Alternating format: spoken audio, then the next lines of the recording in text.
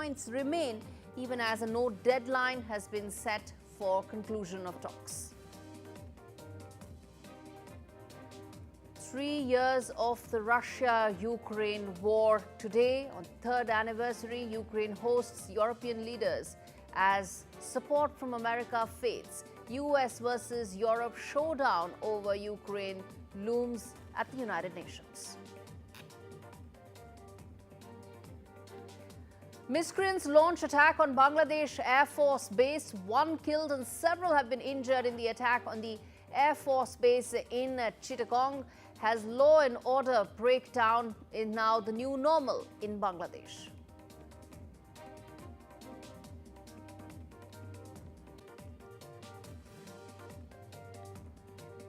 President Trump ramps up economic measures against China. Donald Trump targets China with new trade and investment cuts. A big NDTV World exclusive with Google AI chief Pushmeet Kohli.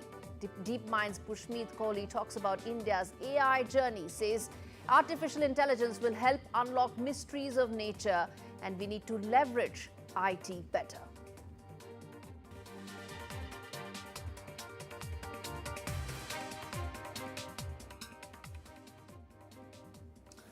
All right, viewers, we start the show with the big story today, which is the India-UK trade talks. It seems that the Trump impact has finally reached when it comes to trade ties across the world, and countries are now racing to forge trade pacts to try and reduce the impact that Trump tariffs could bring in.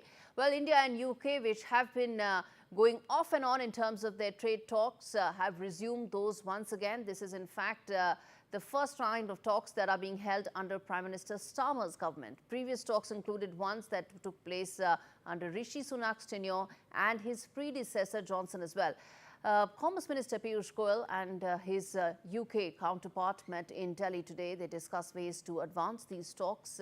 FTA negotiations, there have been certain sticking points that remain, and remains to be seen how soon can both sides iron out those. As I said, 12 rounds of discussions have been taking place. An agreement remains elusive. What are the sticking points?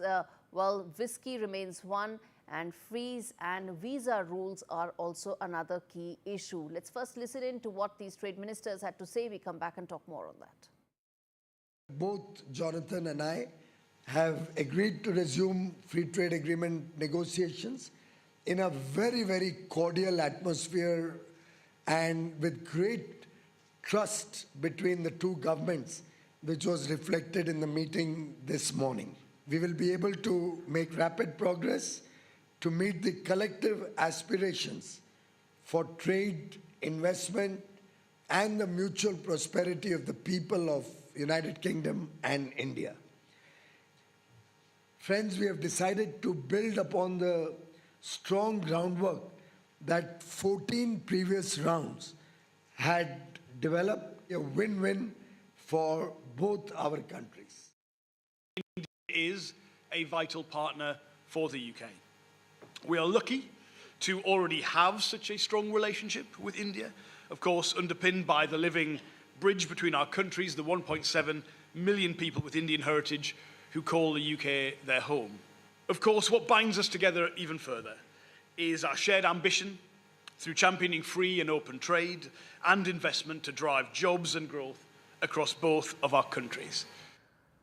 All right, let's get in my colleague Mohammad Ghazali to fill us in with the latest in these trade talks. Ghazali, tell us what are the sticking points, where are these talks held, what are the prospects?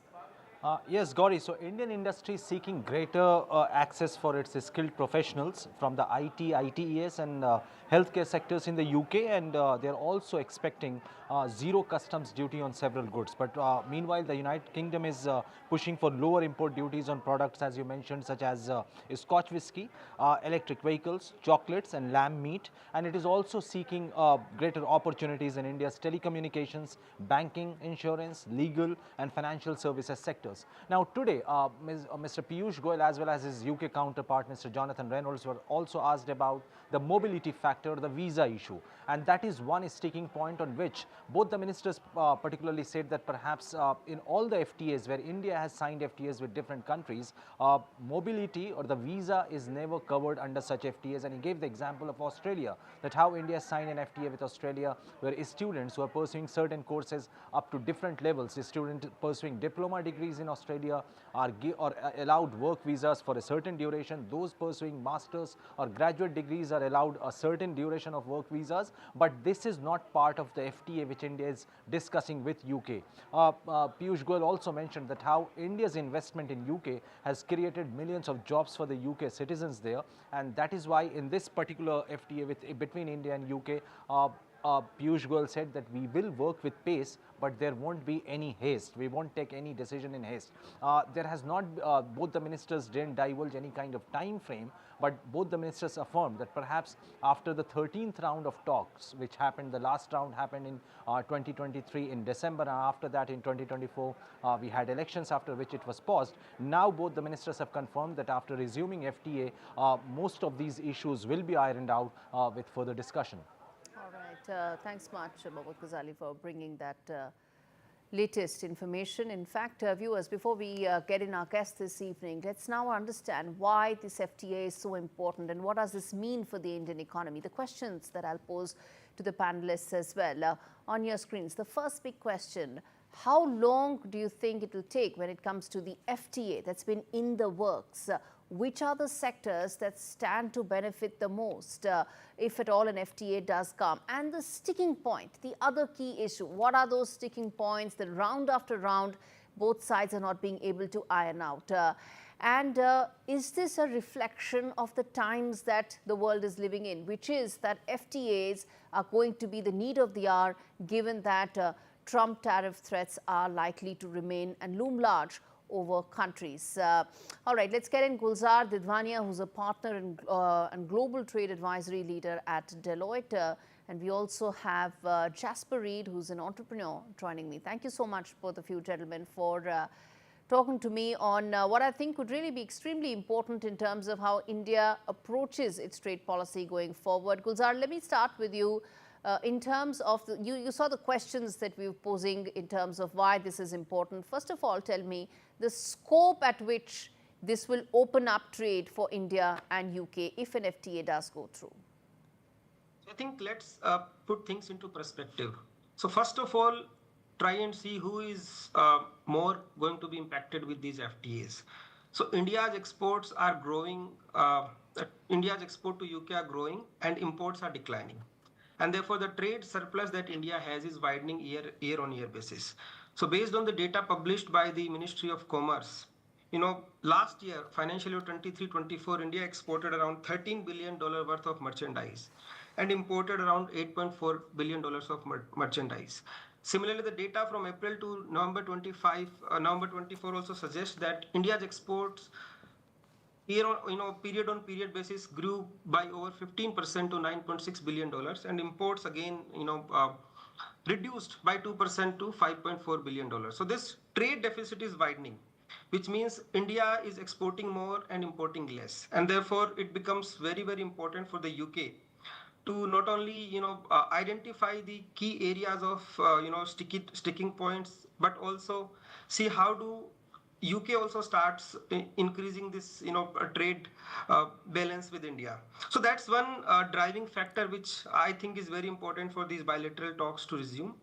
Now, the 14th round, which happened in March 2024, some of these points like, India was asking access to the UK market from a services standpoint. UK was demanding lower duties on automobile, lower duties on, whiskey, etc. Yes. So those were the points which were actually. Let's take them one by one. Let's take them one by one. Okay. So you are saying that India has a favorable trade relationship with the UK. How do we build on it? And of course, what does it mean from the UK's point of view? Jasper, as an entrepreneur, you understand the importance of having favorable trade deals because, you have access to markets and of course, your cost comes down. Explain to us from your point of view, from a business point of view, why trade deals, and especially the India-UK one, makes sense? Hi, Gaurie. Well, I think the first thing I'd say is free trade agreements, which mainly deal with tariffs, are just one part of a much, much bigger picture. I mean, I'm a British entrepreneur who operates in India. I'm fully foreign funded. And so something like an FTA has very little impact on me because I'm overseas capital, I'm operating locally, I hire local people. A Scotch importer is obviously in a different boat. But the first thing I would say up front is that the amount of the parts of the overall pie that are dealt with on tariffs alone are relatively small, right? Having said that, a free trade agreement is a good signal of faith. It addresses a few areas. It can be built on. It may not have within it explicit protocols around visas or immigration, but all of these things are linked, right? So it's important, it's good to do. How important is it for both countries? That's a debate. I mean, I think at the moment, the last thing I'll make on this, that's a debate, right? So at the moment, both the UK and India are coming off 18 months of decline in consumer confidence, right? Both countries are suffering growth issues, albeit from very different vantage points, right? Both countries need to generate employment. And both countries, albeit very recently, are starting to kind of weigh up what Trump 2.0 means. Exactly. So who's got the greater priority? You can debate that. I think naturally enough, if you're India, great big markets like the EU and the US are naturally enough bigger priorities. But if you can get the UK agreement away, and it has been 13, 14 rounds, that's pretty good progress. Okay. Mr. Didwania, what are the sticking points? We've a lot of conversations have happened. It's about the Scotch, it's about whiskey, it's about access to markets. What about visas? But explain to us the top two sticking points from the UK side and the top two sticking points from the India side that really become almost like a deal breaker. I think let me start first with the UK side. So what we understand, the top two sticking points from UK side are a reduction in tariff on automobiles and the alcohol, which is whiskey to be very precise. Now, UK wants excess because currently if you are importing whiskey, the customs duty is 150%. And therefore, it is actually making the UK whiskey pretty much, I would say, costlier if you are importing in India vis-a-vis the local manufacturers. So UK wants access to the Indian market for whiskey, which is growing very fast. So that's one sticking point. Second is reduction on customs duty on import of automobiles. While we have a different duty structure if you are importing parts of automobiles versus if you are importing a fully built automobile. So UK has been asking that give us an access to your market where you have lower customs duty tariffs for import of automobiles, particularly EVs. Okay. Yeah, so these are the two sticking points from a UK standpoint. India, I think, by and large, while as we see the merchandise trade surplus is much more when India is exporting more than importing. Yes. So India is wanting access to professionals market in UK, so that there should be liberalized visa rules, liberalized employment rules. Indeed, for that's important. Indian professionals. Absolutely. For India, it's not just the goods, but the services, viewers, which is equally important. And our services trade is also very high, almost at par with goods trade, which is why access from a services point of view, which means our professionals can go there in these markets, is so important for us. Jasper, before I wrap this up, I have to ask you, there's this global sentiment that's there that, countries and businesses need to insulate themselves as much as possible from the Trump tariff threat, so to say. How do you see that impacting trade negotiations going forward? I think it's just too early to judge, frankly, Gaurie. Whether what's going on at the moment is is just the new US administration signaling, using their bargaining power, changing the conversation, or whether it turns into something. I think we have to wait and see. I mean, if you look at the UK-India bilateral relationship, I think the 13, 14 rounds, I don't think they'll be hugely affected at this stage by what's going on in the US. It might give a bit of an incentive to get things done before the world changes too much. But I would like to think at this stage of the game that, and I mean, Gulzar, you pointed to a couple of items, but they ought to be, after 13, 14 rounds, down to a horse trade on the last few items. And then I think, frankly, it's like any negotiation. It's which party perceives themselves to have more leverage, who can wait the other one out a bit. Just briefly on the point about services, I think we'll talk about this another time, but the UK ultimately over the last couple of generations has become much more of a services economy than a product economy. Indeed.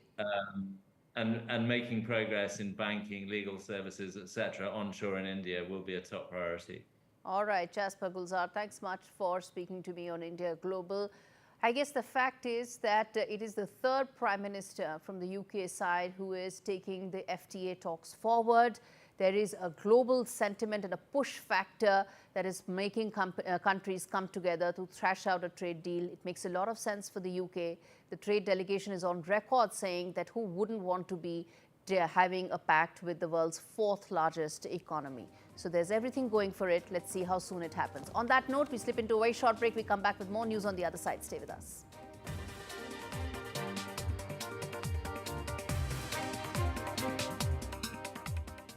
Now I'm retired, I can spend more time with my grandson.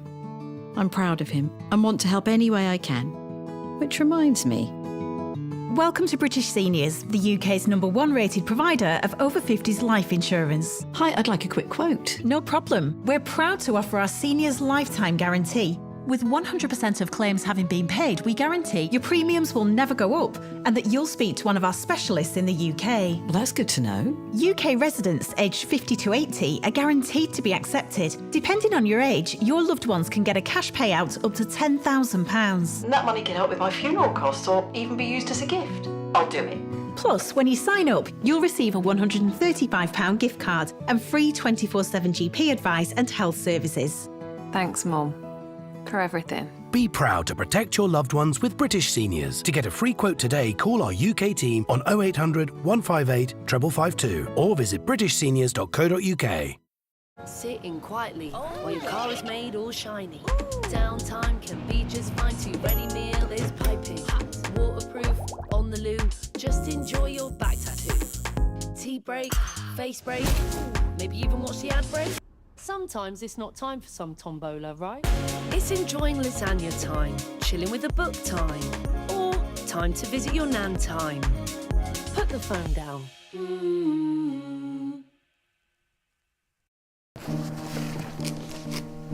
I'll fix him, love. Poor pet. Just shows you never know what's going to happen. Which reminds me, I need to protect the life we've built. That's why I'm looking into Smart Family Life Insurance. Hi, I'd like a quick quote, please. OK, you can choose a benefit amount up to £750,000, depending on your age.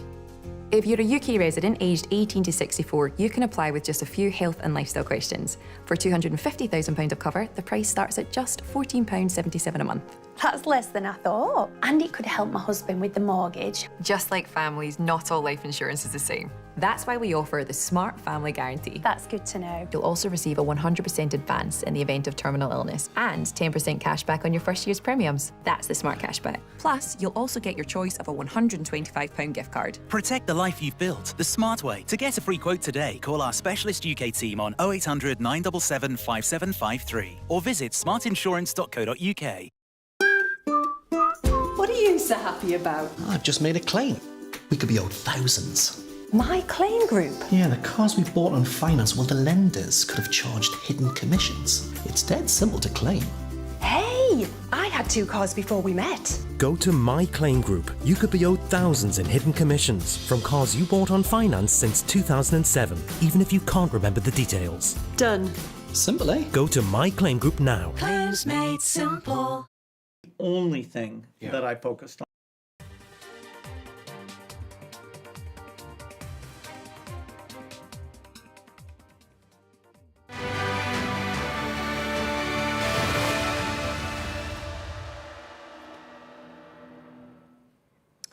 Now, as the world marks the 3 years of the Russia-Ukraine war, dozen leaders from Europe and Canada visited Ukraine's capital, Kiev, to mark the 3rd anniversary of the country's war with Russia, in well show of support in solidarity with Kiev amidst a deepening uncertainty about the Trump administration's commitment when it comes to how it wants to address this issue. Along 3 years of Russia-Ukraine war, well, a lot seems to have changed, but what hasn't is the fact that there is now a peace momentum that has in fact developed. Take a look at some of these sound bites that have come in through the day. Цей рік повинен стати роком початку реального надійного миру. Путін не подарує нам цей мир, не віддасть його в обмін на щось. Ми маємо здобути мир силою, мудрістю і єдністю, нашою з вами співпрацею. Про мир неможливо просто оголосити за 1 годину, неможливо оголосити за 1 день сьогодні, завтра, післязавтра. На жаль, така реальність. All right, turning focus now to the Trump administration's efforts to ramp up its actions against China, implementing a series of measures targeting investment, trade and other key areas, heightening concerns that tensions between the U.S. and its top economic rival could in fact escalate. President Trump has issued a memorandum instructing a key government committee to limit Chinese investments in critical American sectors. That includes technology and energy. Remember, already there is a chip war that has been underway between the U.S. and China. President Biden, in fact, most of his term he spent in upping the ante as far as ensuring that U.S. can limit access of China to chips and other important technological areas. Well, the administration under Donald Trump is now urging Mexico to impose tariffs on Chinese imports, a move prompted by Chinese firms shifting production to the U.S.'s southern neighbor to bypass tariffs that have been imposed during President Trump's earlier term. The White House is also pushing for a review of the 1984 U.S.-China tax treaty and a reassessment of variable interest entities, a corporate structure that allows Chinese companies to list shares on U.S. stock exchanges. The Trump administration has argued that these steps are needed to protect key assets vital to American national security and economic independence. All right, turning attention back home in a move to promote India's tourism and soft power, Foreign Minister Jaishankar led a delegation of diplomats from 60 nations to Assam, where they visited the Sarnath archaeological site and Kaziranga National Park. The visit took place ahead of the Advantage Assam Summit, which will be held in Guwahati from the 25th of February. Prime Minister Modi will arrive in Guwahati today, in fact, in the evening, and witness the Mega Jhumar performance at the stadium in Saru Sajai. Over 6,000, I beg your pardon, over 8,600 artists from 800 tea gardens across the state will perform this traditional dance, and the focus of the state government will be to highlight the peaceful atmosphere in the region so that countries which have travel advisory against the state are convinced to withdraw it. My colleague Ratnadeep Chaudhary gets you this report from there. Prime Minister Narendra Modi is on a 2-day visit to Assam, where this evening he has witnessed the Jhumur dance performance by over 8,000 Jhumur dance performers from the tea gardens of Assam. The Jhumur is the main traditional dance of the tea tribe communities in Assam who live in the 800 plus tea gardens of Assam, and in this way Prime Minister Narendra Modi, along with dignitaries, diplomats of several countries, union ministers, including Union External Affairs Minister Jaishankar, has been witness to celebrations of 200 years of the tea industry, the Assam tea, which is famous across the world, and the Jhumur dance, which used to be performed in the tea gardens for years together, finally got a stage. In fact, these people who work in the tea gardens are also important when it comes to the elections in Assam. And remember, the elections are in Assam are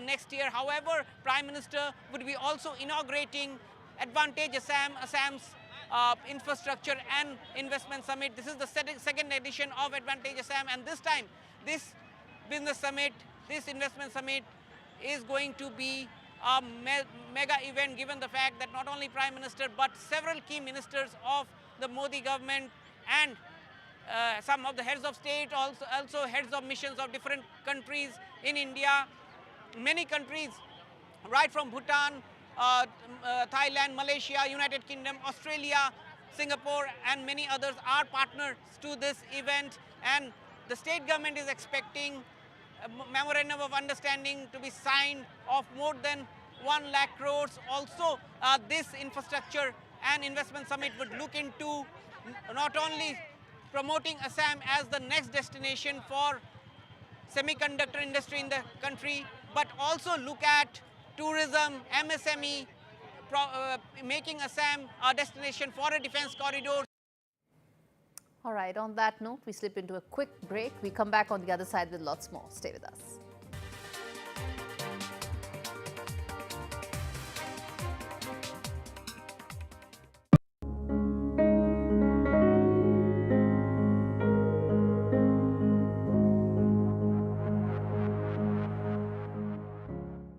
From tech titan to global philanthropist, Bill Gates has had a huge impact on the lives of millions across the world. As the co-founder of Microsoft, he's in a sense defined what personal computing has been for all of us. The vision that he had of the personal computer way back in the 70s and its evolution and the transformation of Microsoft has been fundamental in terms of tech, in terms of IT, in terms of the entire sector. And it's time now for Mr. Gates to pen his thoughts down, which is why he's come out with this. This is the first of 3 books. It's called Source Code, My Beginnings, and it's my great privilege to be over here in Palm Springs, in California, to speak about this. Thank you, and I'm delighted to be over here, fly all the way across the world, and I've had a chance to really go through this book. It's very, very interesting. Thank you. One of the primary themes which I found throughout the book has to do with your own intensity. The fact that you've always been driven. I mean, we know that is a fact, but we perhaps didn't know about the extent to which you were focused. And you write, for example, and I quote, "Like one of those watertight hatches on a submarine, I could shut out the rest of the world. Driven by the sense of responsibility I felt for Microsoft, I had closed the hatch door and locked the wheel. No girlfriend, no hobbies. My social life centered around Paul, Rick, and the people we worked with. It was the one way I knew to stay ahead." Could you tell us about how your focus ultimately resulted in you being the Bill Gates we know today? Well, part of my makeup, even from a young age, was that if something was fascinated, I could really dig in on it. So, learning to play cards with my grandmother, having books read to me, reading books, and mathematics early on fascinated me, and so I went into depth. But then I took that to a new level when I started Microsoft, because I knew, there'd be other people trying to do software, and I decided, no, I'm going to make sure we stay ahead. I was always kind of worried somebody else would do well. And so during my 20s, I was really monomaniacal, not only using that ability to focus, but kind of making sure that software was the only thing that I focused on.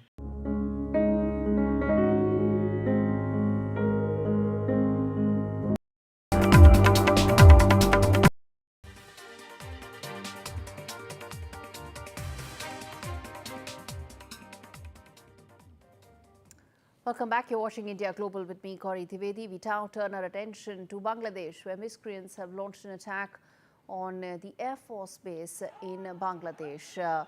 This comes at a time when there's growing clamour that Mohammad Yunus's government seems to have not focused where it should, which is law and order. Remember, there's been a complete collapse of law and order as well as administrative machinery in Bangladesh in the last 6 months, ever since 5th of August when the student revolution started. But since then, what Bangladesh has been focusing on is trying to, in fact, double down on its relationship with Pakistan, interestingly. So, as I said, viewers, there are two things that are happening simultaneously. One, on your screens, you see those images that once again bring to light about law and order being under serious jeopardy in Bangladesh. And on the other side of the screen, you can see where the focus of Mohammad Yunus's government is, which is to forge ties with Pakistan, whether it is the defense ties or trade ties or cultural ties. And in fact, that's the big question that we are putting today on India Global in terms of the Bangladesh-Pakistan nexus. What is happening there? The first question that we are asking is, from trade to military, why there is a complete change, a complete 360-degree change in Bangladesh's ties with Pakistan. What does it mean? What's the approach suggesting? The second key question is that the military cooperation that Pakistan and Bangladesh are now doubling down on, what is the impact of this on India?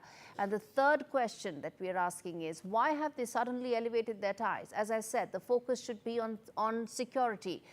Focus should be on law and order. Why is the focus on elevating ties with Pakistan when it comes to Mohammad Yunus? And lastly, is Bangladesh looking to induct Pakistan's JF-17s? What does that mean for India? And how do we put these things into context? Let's get in our guest joining me this evening, Mohammad Kamaruzan, who's joining me from Dhaka, and Ayanjit Sen from Delhi.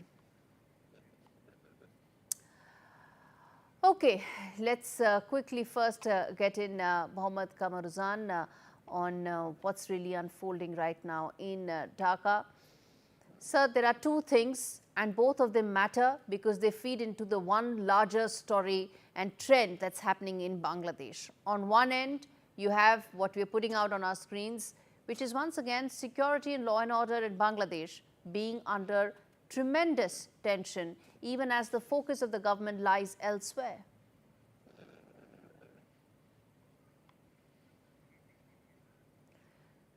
Mr. Mohammed? Yes, I can hear you. Do you hear me? Yeah, I can hear you now. So, please tell your question. Okay, my question is very simple, which is that why is there suddenly a huge focus on building ties with Pakistan, from defense to trade to culture to education? It's all about doubling down with partnership with Pakistan. Actually, thank you very much for connecting me and for this question. Actually, you know that Bangladesh's foreign policy is friendship to all and malice to none. So Bangladesh is trying to establish this constitutional system, and not only with Pakistan, but you know that in the last couple of years, the defense cooperation between Bangladesh and Turkey has also extended, and with India, Bangladesh has a very deep relationship, though after the fall of Sheikh Hasina, there are some tensions, but it doesn't mean that suddenly the defense cooperation between Pakistan has been extended, but factually, after the fall of Sheikh Hasina, the warmly relationship between Pakistan and I'm going to read it Bangladesh out, sir. has been visible. Right. Yes, I am please. going to read it out, and then I'm going to get Ayanjit Sen also. What all has happened in 6 months? It's just a 6-month-old story since 5th of August, not yet 7 months. So I'm going to tell you whether it's trade, whether it's culture, whether it's education, whether it's military. 4 aspects. Okay. Very quickly. Now, when you say what has happened in terms of cultural ties, suddenly you have Pakistani Qawwali singer actually performing twice in Dhaka. Then it comes to trade, there are 2 cargo ships at the Chittagong port that happened in November and December. Suddenly, it's just started out of the blue. Even though Pakistan hasn't formally apologized, by the way, for the genocide it conducted in Bangladesh. But that's something that the fight has to be done by Bangladeshis, not by anyone else. The bilateral trade between Pakistan and Bangladesh between August and December has increased by 27%, and both of them are trying to double down The apex trade bodies of both of the countries have actually signed an MOU on the 13th of January to start a joint business council. This was unheard of 6 months back. As I said, this is just the beginning of it. There were no direct flights, but now that isn't the case. There are direct flights going to be there. Bangladesh government has lifted all restrictions when it comes to security clearances for Pakistan. Pakistan has responded by waiving visa fees and security clearances there as well. Now, education, very interesting. Pakistan has decided to offer 300 fully funded scholarships to Bangladeshi students out of the blue. A country that hasn't apologized for the genocide it conducted on millions of Bangladeshi people are now offering scholarships to Bangladeshi students who want to study. I can go on and on, but there are military cooperations. And last, as I said, the JF-17 Thunder fighter jet. So there is suddenly a lot of interest between Pakistan and Bangladesh to come together. Ayanjit Sen, how do you put this together? Thank you very much. You have read out details. Actually, yeah, I'll get Ayanjit and I'm going to come back to you. Yeah. Okay. Okay. I think as far as the relations between Bangladesh and Pakistan is concerned, of course, it's a fallout of the fall of Hasina, no doubt. And more importantly, it's not just limited to only education, culture, defense, of course, has happened. And, there was a big unit of the Bangladesh Navy, which went down to Karachi a month or two back. And all this is nothing but a show of solidarity between the two countries. But remember, it's not the country in Bangladesh in question. Because at the end of the day, when the Pakistan High Commissioner based in Bangladesh can visit interior of a defense operative site in Bangladesh, that tells you the story where Bangladesh-Pakistan relations right now stand. Because there are pictures which have come out, there are videos which have come out, and these are very clear evidences to say with, to the extent that Pakistan has now, in a way, levied upon Bangladesh in whatever manner they can. And it's just to make sure that ties with India are never recovered. From that perspective, they are trying to do whatever they can as far as Pakistan. Respond to that, Mohammed.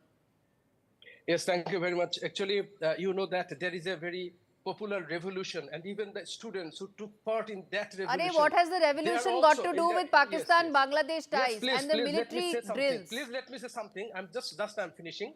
So the demand of the students are also that they want Pakistan will formally apologize for the events in 1971 for genocide and other crimes against humanity.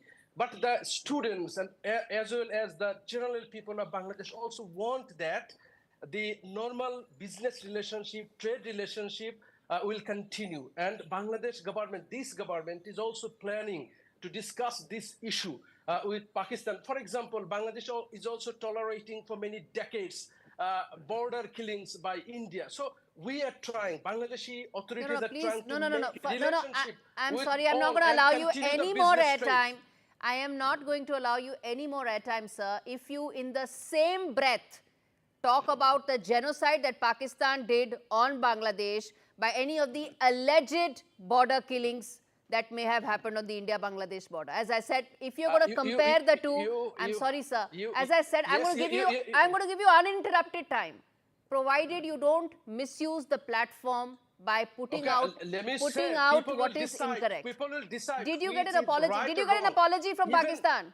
Did you get an apology from Pakistan for the genocide? 53 years later, what you go and do is you want to accept scholarships from them. Please, if you don't let me say something, then no, I am not going to let you say. If you are going to misuse this platform, people will decide. It's not your responsibility to decide. No, I am saying you are misusing the platform by saying that the genocide that Pakistan conducted is the same as some of these alleged killings that you are saying. Are they the same? I said that Bangladeshi people want apology from Pakistan. So have you got one? Under discussion, but it doesn't mean that there will be no trade. It doesn't mean have that you got the one? normal trade. Have you got an apology? We are trying. It is on no, discussion. You're getting scholarships. You take those. Ayanjit Sen, yes. Why not? Let's get an Ayanjit Sen. He hasn't been able to speak. Yes. Border killings. We are tolerating border yes. Let's get an Ayanjit Sen. Yeah. Yeah, scholarships, giving scholarships to students of Bangladesh for Pakistan is the perfect example. And apart from that, there have been also incidents where the Bangladeshi players, I mean, the players from different sporting disciplines have visited Pakistan. And remember, a time in Pakistan, when Sheikh Hasina was ruling Bangladesh, at that point of time, the amount of inroads that Pakistan used to have in terms of business or any other form, there has been a subtle change all over. Can you just trample down millions of lives which were lost in 1971 prior to that, prior to the independence, and where the Pakistanis butchered the Bangladeshis left, right, center, killed, massacred, raped, everything happened. And the result is the government of, so-called interim government of Yunus goes ahead and makes all deals, whatever possible, to do with Pakistan. Exactly. In the assurance that Pakistan would be helping them in some way or the Exactly. other. But that's not going to happen at all, because things are going to change diplomatically and military-wise also. There would be Exactly. All right, I have to leave it there. And I'm hopeful. I'm going to give you another chance, Mohammad Kamarazon, maybe tomorrow, day after, provided you come with facts and we have a conversation that takes the story forward, not to misuse the platform. Thank you so much for joining me today. Well, bottom line, viewers, as far as this issue is concerned, is that Pakistan hasn't still apologized to Bangladesh for the genocide it committed in 1971 and prior to that. But what has happened under Muhammad Yunus's government is that all that has been forgotten, and there is now a concerted effort to mainstream Pakistan. In fact, ties between Pakistan and Bangladesh are now increasing at a never-before pace, whether it is trade, whether it is culture, whether it's education, whether it's military, in all aspects. Now, there is a push to come together and elevate their ties further with one common goal. You have extremists in Bangladesh that are now taking center stage, just like what happened in Pakistan a couple of decades back. India needs to keep its guard up, of course, but needs to see what is really happening. It's not just about military, it's about trade, education and culture. And that tells you what is really happening in Bangladesh in terms of the society, the changes in terms of radical Islamist elements coming to the fore. All right, shifting focus now to the other story that we are tracking well. It's the Global Investors Summit in Madhya Pradesh, where Prime Minister Modi was there. He was the chief guest. He inaugurated the summit in Bhopal and unveiled 18 policies of the government on industry, startups and much more. And during this event, he said the government will soon make Madhya Pradesh an investment hub, and said that India is in fact emerging as the top supply chain option for global aerospace firms. The two-day summit aims to showcase the state's vast investment potential and bring together global, domestic investors. Madhya Pradesh state government has invited entrepreneurs from 60 countries to explore investment opportunities that the state offers. Let's get in Saurabh Gupta joining us for more on this. Saurabh, you are in Bhopal. You've been talking to a bunch of investors from around the world. Talk to us. And in fact, let's play out this conversation that he had with Mr. Godrej a short while back. The Global Investor Summit in Bhopal is underway. Joining me now, Mr. Nadir Godrej. Sir, the group obviously sees opportunities in India, and as one of India's oldest business houses, how does the Godrej Group view Madhya Pradesh? Yeah. In Madhya Pradesh, our FMCG business had a very large factory in Malanpur for a substantial time. And at the last Madhya Pradesh summit, we had decided to expand that factory, and we got a lot of support from the Madhya Pradesh government. We have invested 450 crore, and later this year the factory will be commissioned, and we are hoping that the Chief Minister will come and inaugurate it. And as this is likely to be very successful, we'll make further investments later. Other businesses like Godrej Properties is doing a development in Indore. Godrej Agrovet is present over here, and Godrej Capital is also expanding to Madhya Pradesh. All right, Saurabh's joining me for more on this. We played out a short conversation that you had with Mr. Godrej. Full of it is going to be available on our YouTube platform. Talk to us about how it's been like talking to global and domestic investors there. Well, what many investors have pointed out is the vibrance of this summit, because many say that, the 18 policies that you spoke about, which were unveiled, is something that gave them a lot of clarity on the sectors that were available for investment, the sectors that they really viewed as, perfect investment spots. And that's something that all these industrialists have been talking about. The big doyens of industry were present, and, industry leaders spoke even. But Prime Minister Modi also was here, and he kind of set the tone about Madhya Pradesh's future as an investment destination. And that's something that we've seen throughout the day as well, with several sessions and several memorandums of understandings between delegations of different countries that are attending this summit here.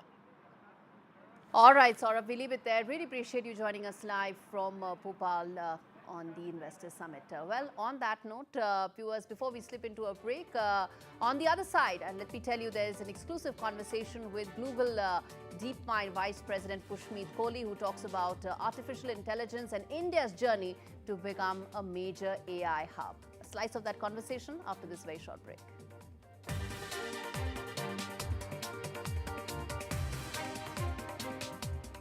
The cost of living crisis is affecting us all, but the impact on Hawela's family is devastating.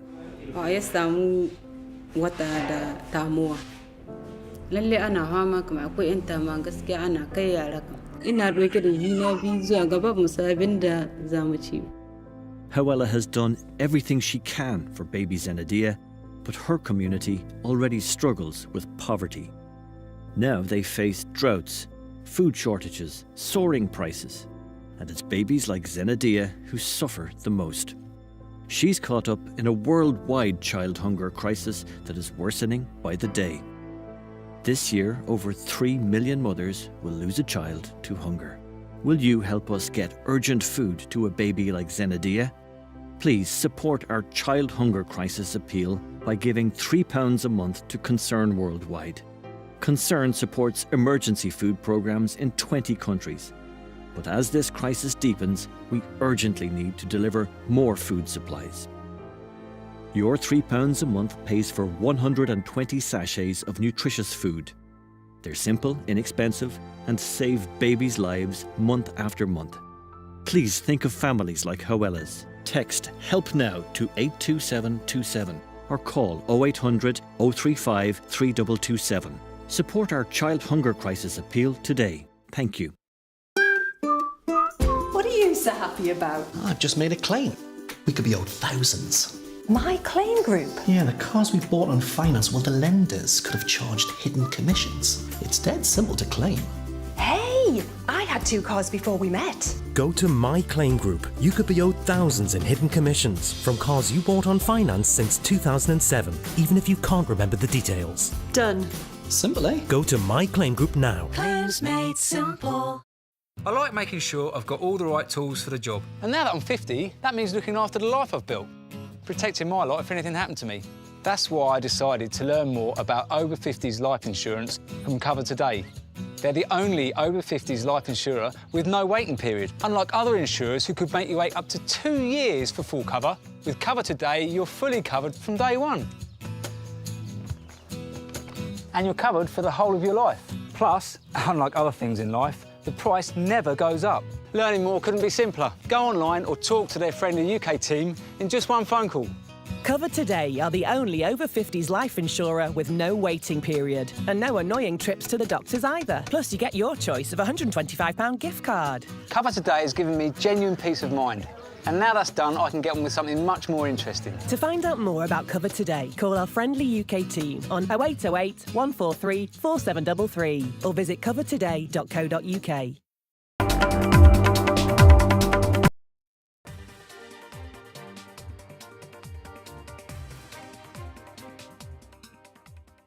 I am in conversation with one of the world's foremost AI scientists, and some would even call him a rock star in the AI space, Pushmeet Kohli, who's Vice President of Google DeepMind. Thank you so much, Pushmeet, for speaking to me, taking out the time.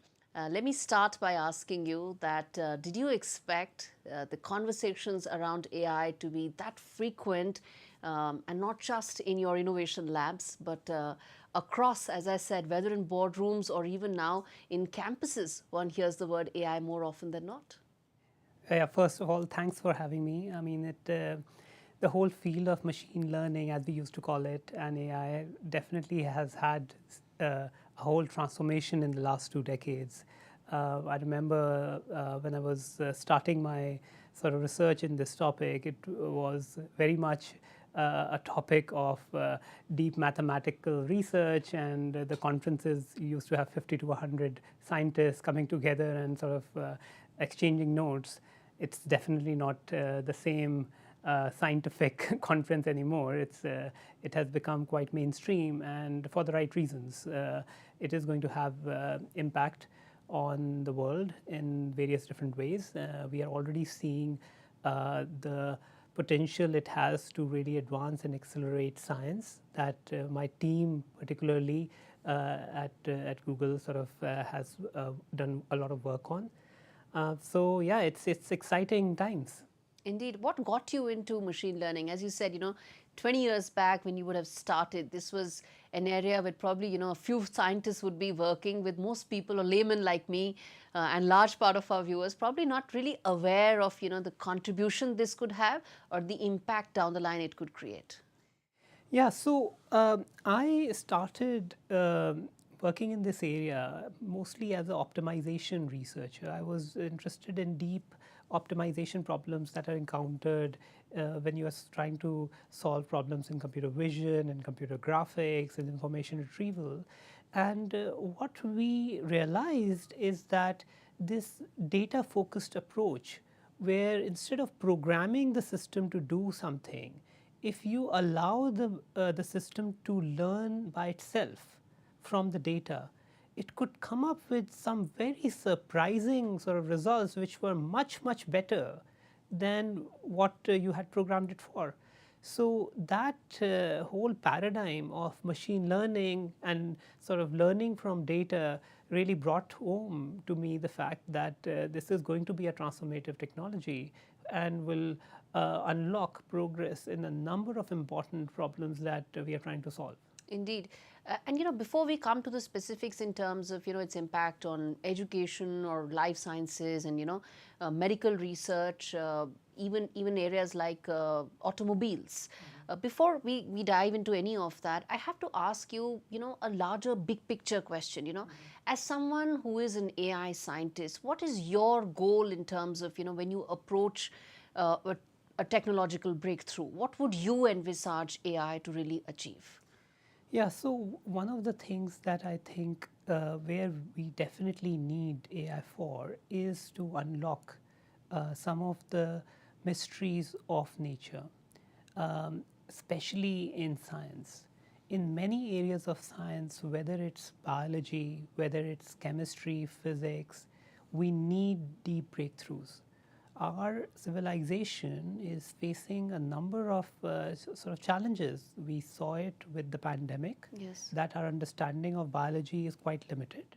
We are seeing it with climate change, that our understanding of the physical systems is limited. We are facing a huge energy crunch, and we need new sources of sustainable energy. So if you look at all these different problems, what is underlying it is a need for deep technological and scientific breakthroughs. And I think this is where AI comes into the picture. Why is that lingering fear there about, will this replace most jobs? I mean, and how does one address that lingering doubt about a tech breakthrough?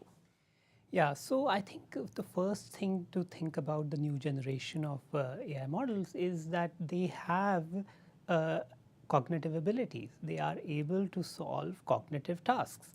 Now, if you think about the history of technology, when calculators came out, right, there were people who used to do those very cumbersome mathematical sort of calculations, which now did not need to do them by hand, but could use calculators.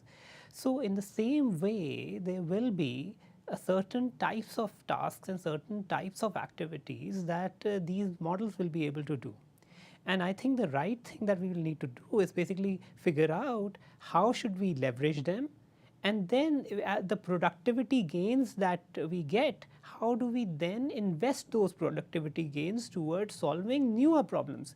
So if there are people, if we have more time now because we are more productive and we have access to these tools, the thing that society needs to ask itself is to how do we take on that extra amount of productivity that we have, and where should we focus it? Okay, and the answer that I would like that I would propose is basically there are so many challenges that we are facing. In fact, we should be thinking about using any sort of our brain power that we can get towards those things.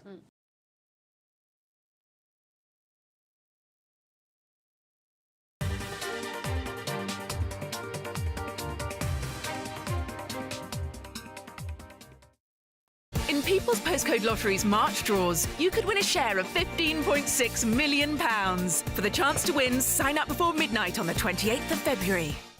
Who doesn't love a good deal? Meal deals. Be rude not to deals. Seal deals? Or a bit of deal or no deal? We've got free-to-play deals with no deposit required. And up to £1,000 to be won every day. Get that good deal feeling only at Tombola. With retirement round the corner, I want to spend more time with my family and less time worrying about the numbers. Which reminds me. Welcome to British Seniors, the UK's #1 rated provider of over 50s life insurance. Hi, I'd like a quick quote. No problem. We're proud to offer our seniors lifetime guarantee. With 100% of claims having been paid, we guarantee your premiums will never go up and that you'll speak to one of our specialists in the UK. UK residents aged 50 to 80 are guaranteed to be accepted. Depending on your age, your loved ones can get a cash payout up to £10,000. And that money could help with funeral costs or even as a gift for the grandkids. I'll do it. Plus, when you sign up, you'll receive a £135 gift card and free 24/7 GP advice and health services. You got them all right. That's amazing. Be proud to protect your loved ones with British Seniors. To get a free quote today, call our UK team on 0800 977 5808 or visit britishseniors.co.uk. Do you need to borrow money for home improvements, a car, or paying off debts? Then you've come to the right place. Everyday Loans. Just tell us how much you want to borrow, up to £15,000. At Everyday Loans, we offer a service that's friendly and reliable. Apply online or on your phone. So whatever your credit record, apply now at everydayloans.co.uk. Awarded Best Customer Service at the 2023 Moneyfacts Consumer Awards. Representative APR 99.9%. Our first year as a family flew by. And now, I want to make sure he'll be financially protected for all his birthdays to come. And that's why I'm calling Smart Insurance. Hi, how can I help? Hi, I'd like a quick quote for family life insurance. OK, you can choose a benefit amount up to £750,000 depending on your age. That's great. If you're a UK resident aged 18 to 64, you can apply with just a few health and lifestyle questions. For £250,000 of cover, the price starts at just £14.77 a month. That's less than I thought. And could help my wife pay off the mortgage. And with our Smart Family Guarantee, you'll have peace of mind. That's good to know. You'll also receive a 100% advance in the event of terminal illness and 10% cashback on your first year's premiums. That's the Smart Cashback. Plus, you get your choice of a £125 gift card. Protect the life you've built the smart way. To get a free quote today, call our specialist UK team on 0808 141 5855 or visit smartinsurance.co.uk. Reach and clean the impossible with the Starlife Crevice Brush from JML. The versatile cleaning solution for hard-to-reach areas that your standard cloths and brushes can't clean. Made with thousands of tough, durable bristles, its slim design makes it the perfect cleaning tool to tackle narrow corners, tight spaces, and hidden crevices in your kitchen, bathroom, and beyond. And with 2 in a pack, you can get the cleaning edge you need thanks to the Starlife Crevice Brush. Only $9.99 from Asda, Morrison's, Robert Dyas, Tesco, and JMLdirect.com. When you have diabetes, progress is getting somewhere, even when it feels like you're going nowhere. The Libre 2 Plus sensor continuously tracks your glucose so you can see the impact of the steps you take. This is progress. Search Freestyle Libre.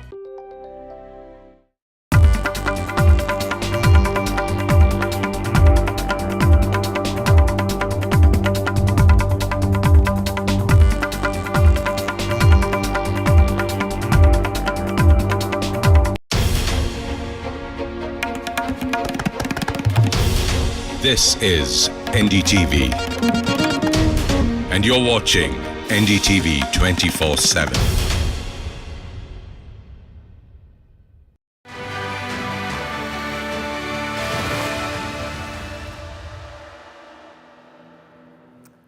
Hello and welcome to this very special edition of NDTV World, where we are decoding the 3 years of Russia-Ukraine war. Believe it or not, viewers, it indeed has been 3 years of this conflict. I'm Gaurie Dwivedi, and over the course of the next 60 minutes, we're going to try and cover as much ground as possible. What happened, what lies ahead, what will be Trump's formula that will bring peace, and most importantly, what really happened in terms of losses and gains for the world, for Russia and Ukraine. But first up, the headlines.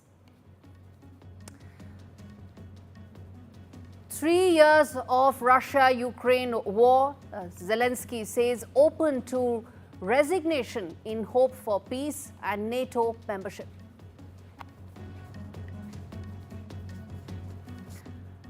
Russia says it wants a long-term Ukraine peace deal. Russia says that it's not in favor of any quick US-backed ceasefire solutions. Ukrainian President Volodymyr Zelensky hails 3 years of resistance of Ukrainian soldiers and bows ahead for the heroism that the Ukrainian soldiers have shown.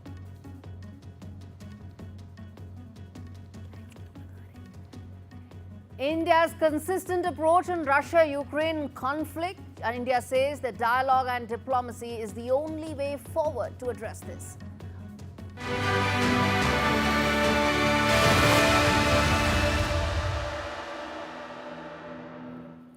Viewers, 24th of February 2022 is when President Putin announced his special military operation against Ukraine. It's now unsure as to how long this will go on. Ukraine is now unsure it can rely any longer on its staunchest ally, the US, as its exhausted troops that are fighting to hold the ground against, well, what one may say, unrelenting advances of Russia. Remember, it's been 3 years since the onslaught has gone on. In that time period, a lot of territory has in fact been lost by Ukraine to Russia. It did claw back some of it. It gained and made advances deep inside the Russian territory. And in these 3 years, there are some very 2-3 defining moments that happened in this war. One was the Americans allowed under President Biden to use their weapons deep inside the Russian territory by Ukraine, something that didn't happen till now. The other key aspect of this war was that there were hired mercenaries who came into the picture. Soldiers from North Korea, soldiers all the way from Africa were fighting this war where they had absolutely no clue about, let alone any ideological moorings whatsoever. This was a war that pretty much divided the world, and of course, there were two sides to it. Russia had all along said that it's because Ukraine wanted to enter NATO, it's because there were deep advances being made very close to its territory that it had to defend itself. Ukraine, on the other hand, said, well, it's an independent country and has the right to decide for itself whether it should be in NATO or not. And in the midst of all this, Europe changed forever. You had countries like Finland, Denmark, Sweden, which were known for being absolutely independent in their opinion, finally take stances. But what has happened in this last 3 years is there's been a change of guard in the US, and with that, a change of position. But before we get any of that, I want to play out this report that tells the viewers what really happened, and then we get you voices on ground from Russia and Ukraine, and then we move ahead. But first up, that report.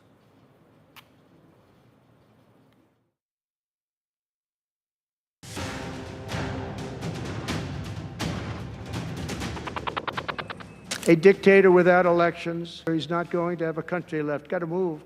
3 years into the war, Ukraine's fight has taken a dark turn. Zelensky, once a symbol of resistance, celebrated by the West, is now under attack. President Donald Trump's return to the White House has upended everything. The US, once Kyiv's staunch ally, has turned its back, signaling a potential shift towards Russia, once a global pariah. Trump's America First mantra, now focused on ending the war, has ignited chaos. He refuses to have elections. Is low in the real Ukrainian polls. I mean, how can you be high with every city is being demolished? It's hard to be high. Somebody said, oh, no, his polls are good. Give me a break. Every city is being demolished. They look like a demolition site, every single one of them. And the only thing he was really good at was playing Joe Biden like a fiddle. He played him like a fiddle. That's an expression we use, Yasser, to say that he's pretty easy, pretty easy. A dictator without elections. Zelensky better move fast or he's not going to have a country left. Got to move fast. Президент Трамп з великою повагою до нього відносимося як до лідера народу, який ми дуже поважаємо, американський народ, який нас постійно підтримує. На жаль, живе в цьому дезінформаційному просторі. Europe's one solid backing of Ukraine is now a distant memory. Leaders like German Chancellor Scholz and UK Prime Minister Keir Starmer are sidelined, leaving NATO fractured and vulnerable. Zelensky's position crumbling. Internal corruption scandals, fading NATO hopes, and the US retreating have left Zelensky in a desperate fight. The war's toll devastating. Cities reduced to rubble, civilians caught in the chaos, and international fighters on both sides further complicating the battlefield. As Russia pushes forward, the question isn't if Ukraine can hold, it's how long can it last. With Russian advances and relentless missile strikes, the future is uncertain and the death toll continues to rise. The world watches, but will it be too late to stop the bleeding?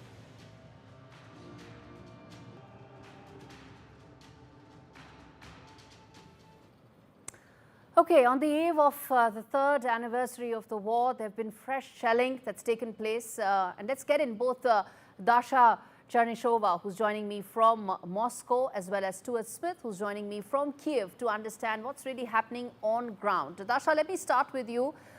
There's been very important commentary that's come in from Moscow saying they don't want quick fixes, they want a long-term solution.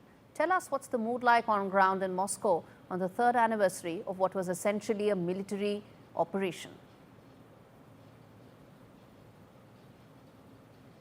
Yes, indeed, among the Russian establishment, the politicians, there is a very clear understanding that time for the negotiations is here and those talks are now beginning, but also the outcome of those talks is quite uncertain. What Moscow is pushing for is to address the so-called root causes of this conflict in Ukraine, and with regard to that, the Russian officials have explained many times that this is the stance of Ukraine when it comes to any sort of military blocks. So Russia is concerned about any possibility of Ukraine being further dragged into the NATO orbit, and Moscow wants this issue to be addressed and some sort of legal guarantees that would prevent that from happening. Another thing that we can certainly understand from the Russian side is that in the negotiations they had with the American side last week in Saudi Arabia, they have not heard any plan from the Trump administration with regards to the Ukraine settlement. So this is still the work to be done.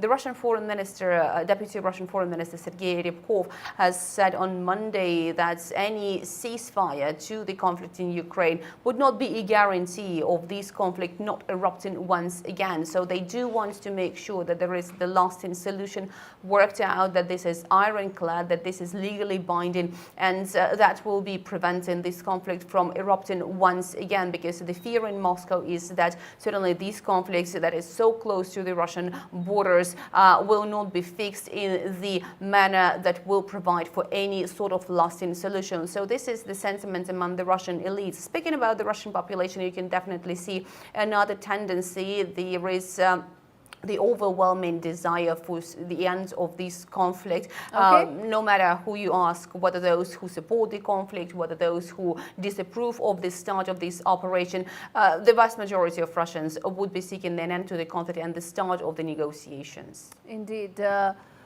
Let me now come to you, Stuart. The world has, or at least the main world leaders, those from Europe, have come to Kiev. They are, of course, standing with Ukraine in solidarity.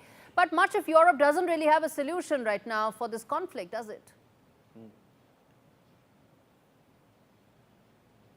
That's right, and it's what's meant the last 3 years is something that President Zelensky said while he supports the efforts of Europe and the United States under the Joe Biden administration. There was never a clear strategy about how to end this. Now there is a strategy being proposed in a sense from Donald Trump, which is to at least talk with Russia and try to come to some sort of agreement. But in the wake of that, Ukraine is terrified that that could mean it ends up having to concede a huge amount to Russia and also therefore would also end up making the rest of Europe more vulnerable to any future incursion. So what does Ukraine want? It wants security guarantees, and it means not just legally binding agreements or reassurances from Moscow or Washington, but something physical in Ukraine that would prevent military action taking place again. Now, President Zelensky still says the most cost-efficient way to that end is NATO membership for Ukraine. But with Russia being quite clear on that not happening, and Zelensky realizing that neither the Americans nor the Europeans ever really wanted that to happen either, he's asking for peacekeeping forces in Ukraine from both the United States and Europe. And that's hard right now because the United States says it doesn't want to provide any peacekeepers on the territory of Ukraine. So UK Prime Minister Keir Starmer and French President Emmanuel Macron in Washington this week to try to convince Donald Trump that as long as Europe puts up some troops, then the Americans should as well, as part of any ceasefire agreement. But still really early stages, everyone recognises into these talks, and it's still not clear whether Moscow is seriously considering peace or not, considering, as you said, that it has managed to make advances over the past 3 years. Last year alone, 4 times the size of Kiev in terms of territory was taken, and Ukraine is struggling to push back Russian forces still, though that advance is creeping. Indeed. And Dasha, which brings me to ask you this, that while on one end Europe may not have a solution, voices within the American establishment are also saying that what they want from President Trump is a very clear guarantee as well, that, you know, when an agreement is signed, he will not go back on it. Something that happened in 2014 after Crimea.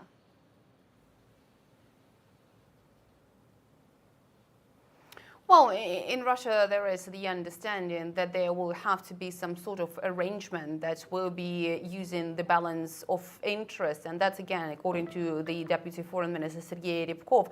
But with that said, we have so far heard only what Russia is demanding, what Russia is not ready, that Russia is not ready to concede any territory to the Ukrainian side, that it wants security guarantees, that it wants demilitarized Ukraine, neutral Ukraine, but no word with regard to what Russia could be given in exchange if we are talking about any possible negotiations, because that is, according to political analysts, the essence of talks. But at the same time, the very clear picture that we are getting from Moscow is that this is a very early stage of those talks, and all of the components are yet to be put together. When we speak about this conflict in Ukraine, Russia has been saying that the security architecture in Europe has crippled. So this solution for Ukraine should also be part of a wider deal for the European security. Obviously, if you ask the Russian businesses, they would like to see some sanctions relief as well. But if you talk to the Russian authorities, they would all say that Russia can deal and can live even under those sanctions, once again stressing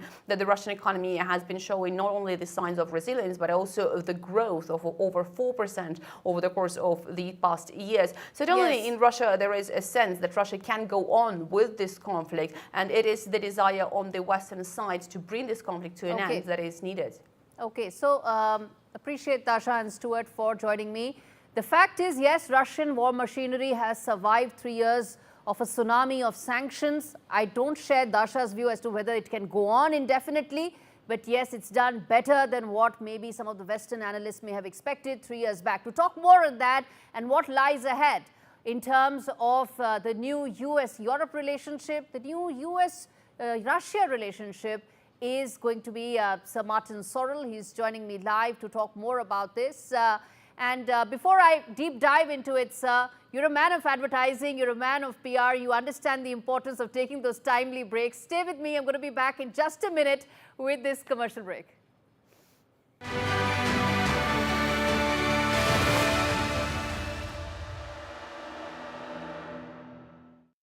You could spend days trying to sell privately or selling a flash with We Buy Any Car. Enter your reg number now at WeBuyAnyCar.com.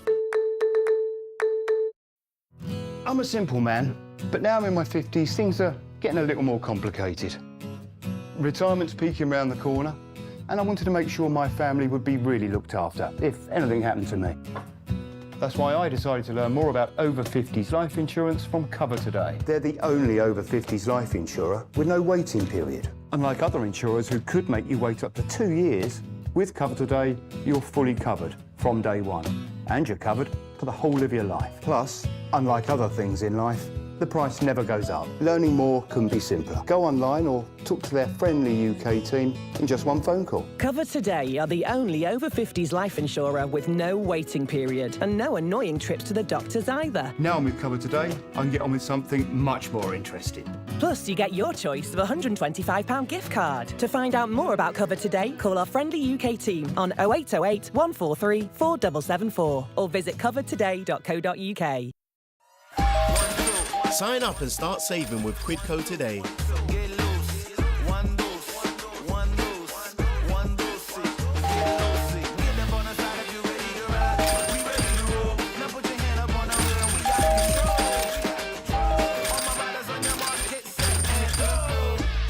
Get cashback every time you shop on over 5,000 brands. It always pays to Quidco.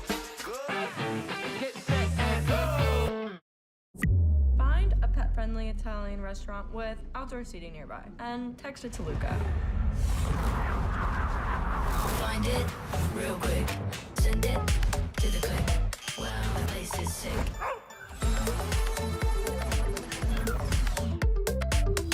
Get the Samsung Galaxy S25 Ultra with Galaxy AI for just $56.99 a month with club card prices. It pays to be connected. Search Tesco Mobile. Every little helps. Sitting quietly while your car is made all shiny. Downtime can be just fine too. Ready meal is piping. Waterproof on the loo. Just enjoy your back tattoo. Tea break, face break, maybe even watch the ad break. Sometimes it's not time for some tombola, right? It's enjoying lasagna time, chilling with a book time, or time to visit your nan time. Put the phone down.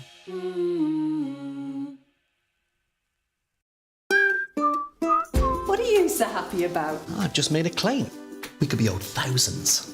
My claim group? Yeah, the cars we bought on finance, well, the lenders could have charged hidden commissions. It's dead simple to claim. Hey, I had 2 cars before we met. Go to My Claim Group. You could be owed thousands in hidden commissions from cars you bought on finance since 2007, even if you can't remember the details. Done. Simple, eh? Go to My Claim Group now. Claims made simple.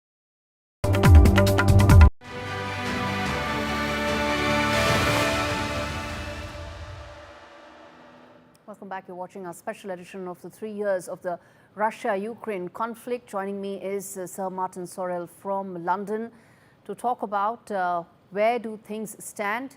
As things stand right now, sir, we are nowhere closer to this war ending than what we were 3 years back. All one can now hear is a lot of moral outrage by European leaders who've descended in Kiev. But outrage they can all have, but they don't seem to have solutions. Well, to be fair, the difference is that we now have some form of contact between the US and Russia, which we've not had under the Biden administration. I mean, for good or bad, that's what we have now. And I think communication or some form of communication may not be satisfactory from President Zelensky's point of view or the Ukrainian point of view, or indeed from the European point of view, but at least we have some contact and some involvement from the US and Russia. And I think that is the change that's taken place. Whether this will lead to a settlement, as you're suggesting, is another question, because there are a number of extreme positions on both sides, and it sounds as though the initial positions will make it extremely difficult to get there, whether it's membership of NATO, return of territory that's been taken by the Russians either in 2014 with Crimea or indeed the Donbass. We'll have to see. But I would sort of disagree a little bit with you that at least we have communication. We need that. We've seen that in the case of US and China, that when we have communication, there's more chance of us being together. You refer to the fact that I'm from the advertising industry and communication works. And if you don't have it, it doesn't work. You think that in hindsight, maybe these communication lines should have been established earlier? Yes, I definitely do. I draw the parallel with US and China. When we didn't have the communication, it was extremely dangerous. I mean, mistakes can be made on either side, and there can be miscommunication or misunderstandings if there's no communication. So I think it is much better that we have communication. Obviously, President Trump has been very tough on Zelensky and has said some very tough things about him and his position. And we'll have to see how this shakes out. I think on the other side, as a number of people here in the UK, the ex-intelligence community have pointed out, that the Russian economy is not in good shape. The Russians have lost, I've seen estimates, huge estimates. I think you've included those figures in the program. Last week in Miami, I think President Trump suggested that 900,000 Russians and 600,000 Ukrainians had either been killed or injured in the 3-year conflict so far. I don't know whether those numbers are accurate or not, but whatever the number is, it's a huge toll. It's a huge human toll on a war. Human toll. And to be fair to President Trump, that is what he is very focused on, or appears to be very focused on in his statements, that he wants to end the conflict because he wants to end the senseless killing and maiming and injuring. What do you think of his approach? What do you think of his approach where, he's, to a large extent, he's blindsided European leaders? They didn't even know when he picked up the phone and spoke to President Putin on 10th of February. Now they're taking turns to come and meet him. Your Prime Minister is set to be in Washington on Thursday. What do you think about that? Our Prime Minister is behind the French President and the Polish Prime Minister. They're all lining up to see President Trump in Washington, which I think he is somewhat flattered by, to say the least. No, look, the situation is extremely difficult. It will be extremely difficult to resolve, but at least, I would have to say, under the Biden regime, we had inaction. We had inaction in the Middle East.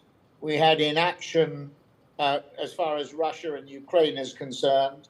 And to some extent, we had inaction in relation to US and China. That's the third theater, if I can put it that way, that we've yet to see what will happen. That's the third big geopolitical issue that we have to deal with. I mean, there are others like North Korea, but those three things, the Middle East, Russia, Ukraine, the US, China, are the big three issues that President Trump, I'm sure, is focused on. But look, I will have to see how it shakes out. At Munich, we had some communication also with Europe. To be fair to President Trump, also, he's made it quite clear in Trump 1.0, as he is in Trump 2.0, that Europe has to fend for itself, or fend more for itself than it has done historically. Spending 2 or 3% of GDP on defense is not sufficient. And we can't rely in Europe, as we have done since World War II, on the US for our own defense. We are going to have to devote greater resources to defense, both from a UK point of view and a European point of view. 2 or 3% of GDP may not even be sufficient. We may have to drive it up even further, and we have to look to our own resources in order to deal with the defense issues and the military issues in Europe. So that is a big change. It is now a situation where strong world leaders and nation states negotiate sort of unilaterally rather than multilaterally, and that's something we're going to have to get. Indeed, Sir Sorrell, thank you so much for speaking to me on NDTV. The fact that those communication lines could have been established earlier is what some of these leaders that you were seeing pictures of should in fact be cognizant of. We come back and talk more on this. Stay with us. We're slipping into a very short break. More on the Russia-Ukraine war and what lies ahead after this break.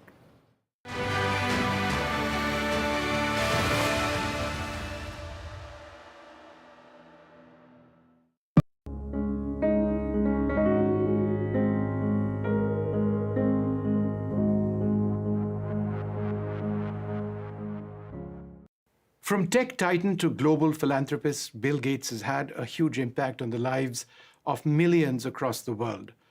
As the co-founder of Microsoft, he's in a sense defined what personal computing has been for all of us. The vision that he had of the personal computer way back in the 70s and its evolution and the transformation of Microsoft has been fundamental in terms of tech, in terms of IT, in terms of the entire sector. And it's time now for Mr. Gates to pen his thoughts down, which is why he's come out with this. This is the first of 3 books. It's called Source Code, My Beginnings, and it's my great privilege to be over here in Palm Springs, in California, to speak about this. Thank you, and I'm delighted to be over here, fly all the way across the world, and I've had a chance to really go through this book. It's very, very interesting. Thank you. One of the primary themes which I found throughout the book has to do with your own intensity. The fact that you've always been driven. I mean, we know that is a fact, but we perhaps didn't know about the extent to which you were focused. And you write, for example, and I quote, "Like one of those watertight hatches on a submarine, I could shut out the rest of the world. Driven by the sense of responsibility I felt for Microsoft, I had closed the hatch door and locked the wheel. No girlfriend, no hobbies. My social life centered around Paul, Rick, and the people we worked with. It was the one way I knew to stay ahead." Could you tell us about how your focus ultimately resulted in you being the Bill Gates we know today? Well, part of my makeup, even from a young age, was that if something was fascinated, I could really dig in on it. So, learning to play cards with my grandmother, having books read to me, reading books, and mathematics early on fascinated me, and so I went into depth. But then I took that to a new level when I started Microsoft, because I knew, there'd be other people trying to do software, and I decided, no, I'm going to make sure we stay ahead. I was always kind of worried somebody else would do well. And so during my 20s, I was really monomaniacal, not only using that ability to focus, but kind of making sure that software was the only thing that I focused on.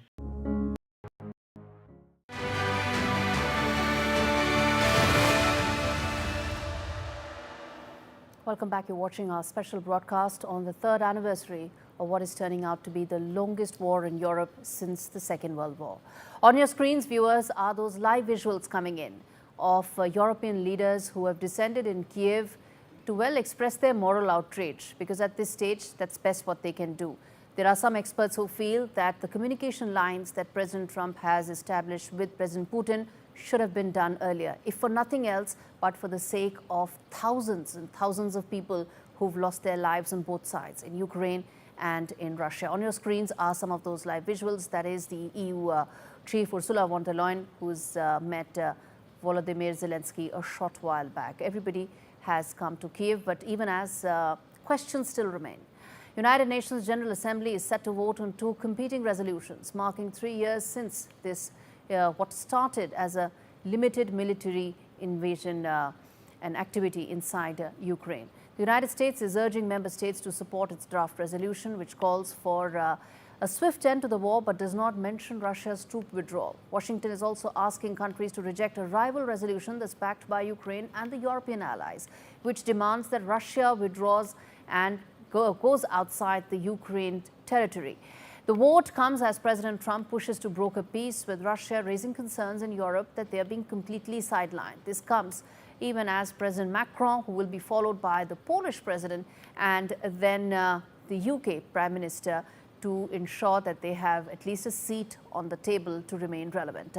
Let's quickly now get in guests joining me for this special discussion to talk more about it. I have with me Miss Victoria, who's joining me on the show. I also have Nicholas Nugent as well as Tatiana, who's joining me to talk more on this. In fact, Tatiana, let me start with you. As things stand right now, the more they change, the more they remain the same. Yes, we are talking about some sort of a peace momentum, that there may be some sort of a momentum towards a possible peace solution, but the fact is there is no peace. Well, Gaurie, good day to you. But as far as I'm concerned, I think that you're talking about peace. We here in Moscow are talking about a normalization of relationships between Moscow and Washington and a possibility of a negotiation. Not about peace per se, because we've had, if we go as back to 2014, we had an agreement. That's why, I've been sitting here tuned into this broadcast for half an hour because you connected me a long time ago. For some reason, everybody keeps talking that, well, Russia wants assurances. Of course, Russia wants assurances. We had a negotiation that lasted overnight, and every journalist in the world was tuned in for hours and hours. And then the world leaders, Angela Merkel at the time, the greatest by far leader in the past, at least decade that Europe has seen, and everybody was saying, look, we have an agreement, and the Minsk agreements were broken almost the next day by Ukraine. So we had a very nice agreement in place that never stood because Ukraine said, okay, this is on paper. In reality, we're going to continue killing people in Donbass. And this is, again, something that you and your correspondents, even the correspondent in Moscow, which I'm actually appalled to hear, is kind of omitting from this report altogether. Tatiana, at least you will not, you will at least appreciate the fact that we are being balanced and representing the two sides. I gave as much time to the correspondent from Moscow. Oh God, no. I will never agree to that. Than the one in Ukraine. Anyhow, I'm going to ask you a follow-up question and give you enough time, Tatiana, which is that the crux of the issue comes down to just that.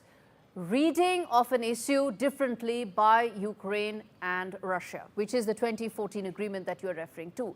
Let me now move ahead and ask about, you're saying that it's about normalization of relationship between US and Russia. Where does then Ukraine and by extension NATO figure in this? Ukraine doesn't figure anywhere in the US-Russia relations. It doesn't have, a place in this because a bilateral relation is a bilateral by definition. If we're talking about NATO and what President Zelensky said yesterday, that he's ready to give up his presidency, but only if Ukraine is included into NATO, this is, again, a part of his very populistic discourse that he continues in order to, first of all, continue moralizing, his countrymen, which I can do nothing but commend him for. He's been very good on the media front. That's something that we cannot take away from him. But it is talking for the sake of talking. This is pure populism. Okay. Nicholas, respond to what Tatiana just said, which is that, well, at the end of the day, it's a bilateral relationship between America and Russia, something that whole of Europe is appalled over, something that Ukraine is not being able to digest because, they feel they should have a seat at the high table as well. They don't have one right now. But is this how this entire issue is now going to be dealt with between President Putin and President Trump? Well, look, let's take a step back. And much though I appreciate the way you're bringing together representatives from different countries, that's full marks to you. We're not doing the negotiation here. And speaking for myself, I can only observe what's going on. I'm not going to find fault. I'm not going to criticize what happened in 2014 or indeed what's going on now. So if I look at what's going on now, I would agree with Tatiana that the positive side is that, and indeed Sir Martin Sorrell moments ago, the positive side is that Russia and America are talking in a way they haven't been talking for quite a long time. And that surely must be a prerequisite for any advance towards peace. Yes, Europe are rather up in arms about that because they've been left out. But we've got time. Things will change. The starting point, as I say, was that Russia or America starts talking to Russia again, which is absolutely crucial. We've got the European leaders in Kiev today. We've got other European leaders visiting Washington this week. So it's quite a critical week as to what goes on. Yes, I sit here in Europe and I have my concerns at the way there seems to be a wedge in NATO, because NATO, which, to be blunt, was born the same year I was. In other words, it's kept the peace in Europe as we see it for all those years. There is an argument that NATO is outdated and we need some new security apparatus for Europe. Perhaps that will emerge from this. But we are in a little bit of a sort of démarche since the Riyadh talks between Russia and America.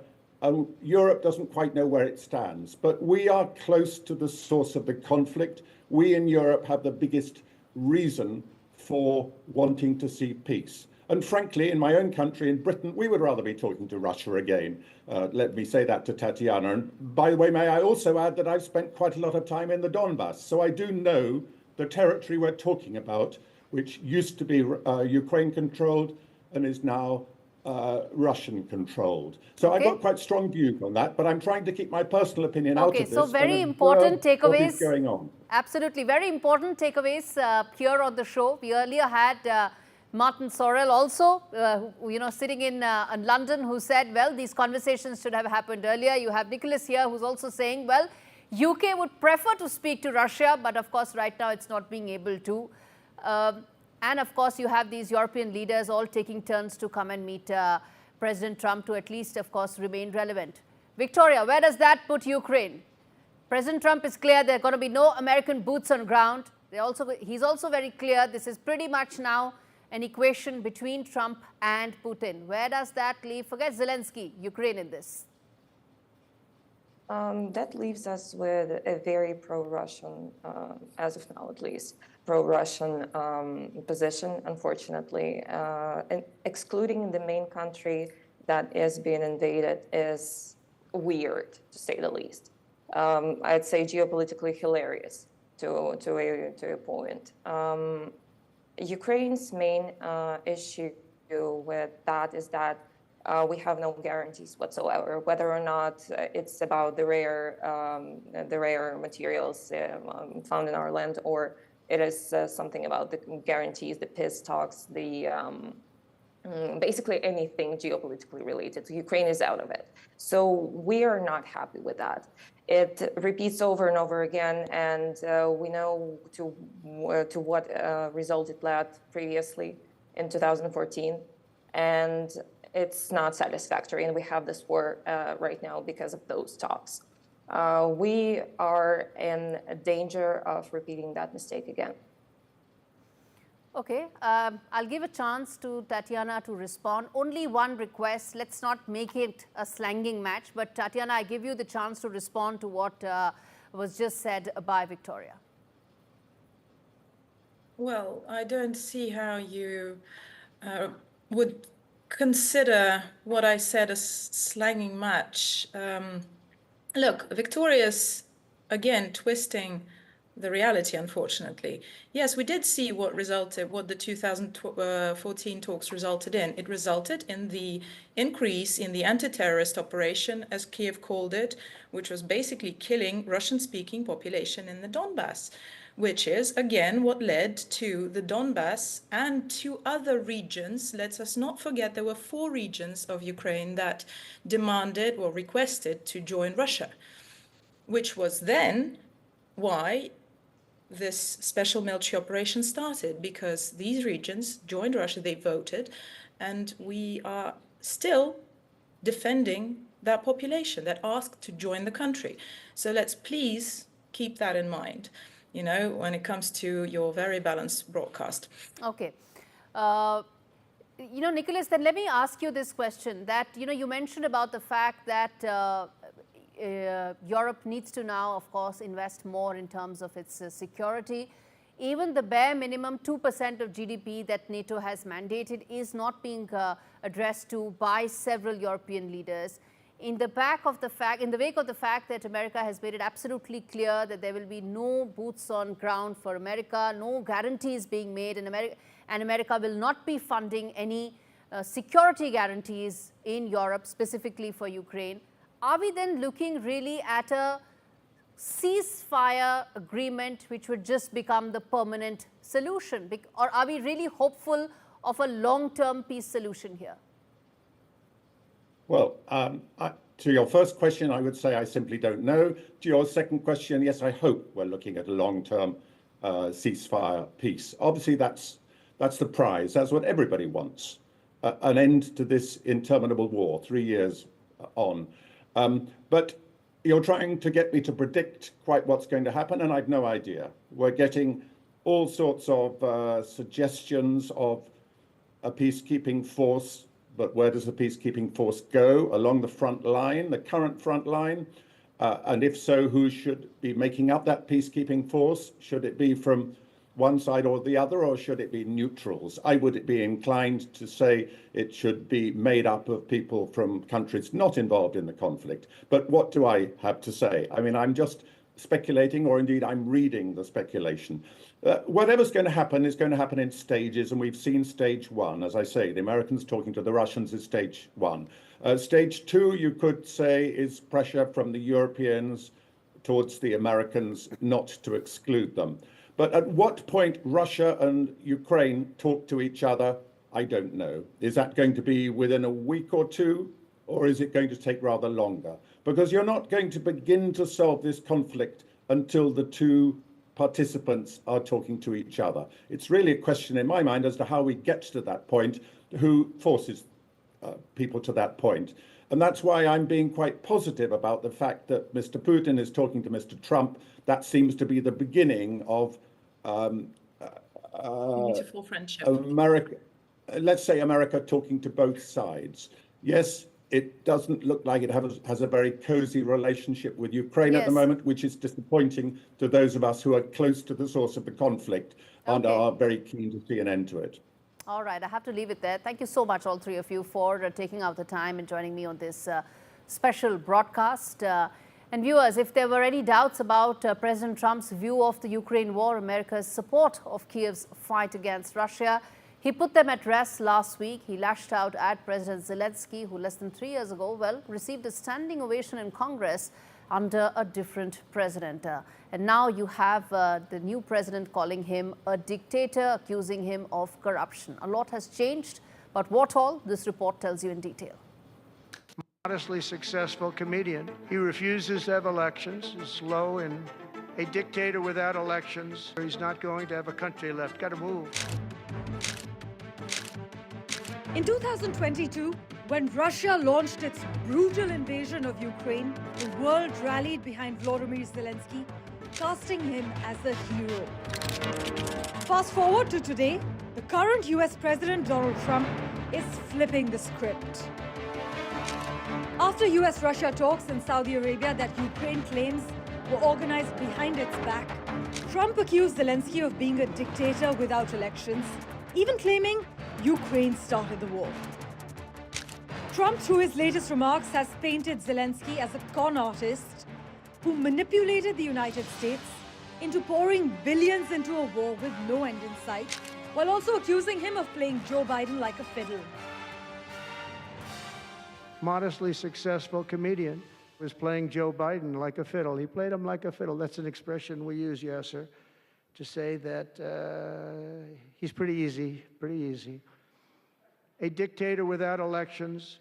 Zelensky better move fast or he's not going to have a country left. Got to move fast. But Zelensky did not start this war. He is the victim of an unprovoked Russian invasion, and the US supported him because his country was under attack, not because of some grand manipulation. So analysts highlight that Trump's rhetoric goes beyond criticism. He's rewriting history blaming Zelensky, not Putin, for the devastation. And as Trump pushes for a dramatic shift in US foreign policy, Ukraine fears that with these rapid developments, American support could wane. Президент Трамп з великою повагою до нього відносимося як до лідера народу, який ми дуже поважаємо, американський народ, який нас постійно підтримує. На жаль, живе в цьому дезінформаційному просторі. Trump's allies, though, are speaking out. Mike Pence, his former vice president, slammed his revisionism, calling it a dangerous distortion of the truth. But on the other hand, Trump's comments are getting praise from Moscow, with Putin's allies applauding him for attacking Ukraine's leader. This marks a major shift. US presidents may not always agree with their allies, but they don't often openly turn on them. Trump's words may not just be an attack on Zelensky, they could be setting the stage for a radical departure from America's current stance, leaving Ukraine vulnerable. Meanwhile, recent polls in Ukraine indicate that Zelensky's approval ratings are around 50%. So what does this mean for the future of US-Ukraine relations? Will this sharp rhetoric signal the beginning of a major geopolitical realignment? Well, only time will tell, but one thing is clear. Trump is rewriting the narrative, and it's one that could have lasting consequences. Parmeshwar Bava for NDTV. Okay, on your screens, viewers, are those live visuals coming in. As I said, European leaders are in Kiev, and they are showing their solidarity with the Ukraine cause. Some of those leaders are on your screens, and in fact, President Zelensky is now speaking as well.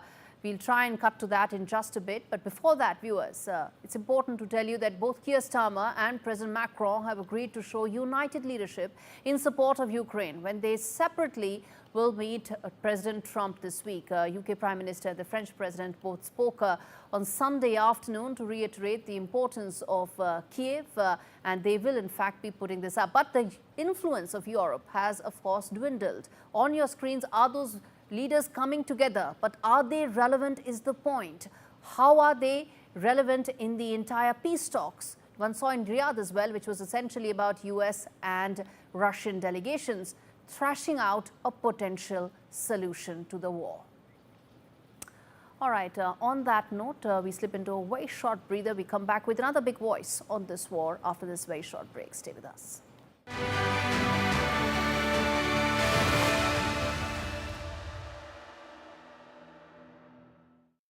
The cost of living crisis is affecting us all, but the impact on Hawela's family is devastating. lalle ana fama kuma akwai yan tama gaskiya ana kai yara kam ina doke da juna biyu zuwa gaba musabin da zamu ci. Hawela has done everything she can for baby Zenadia, but her community already struggles with poverty. Now they face droughts, food shortages, soaring prices, and it's babies like Zenadia who suffer the most. She's caught up in a worldwide child hunger crisis that is worsening by the day. This year, over 3 million mothers will lose a child to hunger. Will you help us get urgent food to a baby like Zenadia? Please support our child hunger crisis appeal by giving £3 a month to Concern Worldwide. Concern supports emergency food programs in 20 countries.